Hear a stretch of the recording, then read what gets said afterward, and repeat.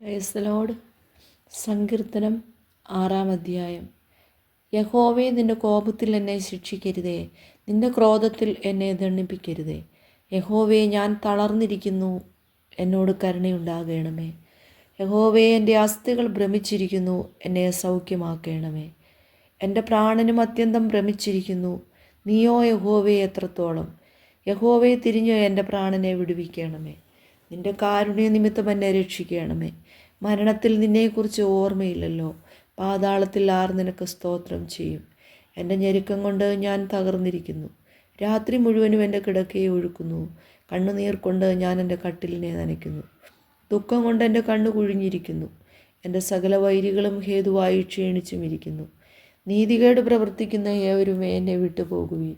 യഹോവ എൻ്റെ കരച്ചിലിൻ്റെ ശബ്ദം കേട്ടിരിക്കുന്നു. യഹോവ എൻ്റെ അപേക്ഷ കേട്ടിരിക്കുന്നു. യഹോവ എൻ്റെ പ്രാർത്ഥന കൈക്കൊള്ളും. എൻ്റെ ശത്രുക്കൾ എല്ലാവരും ലജ്ജിച്ചു ഭ്രമിക്കും. അവർ പിന്തിരിഞ്ഞ് പെട്ടെന്ന് നാണിച്ചു പോകും.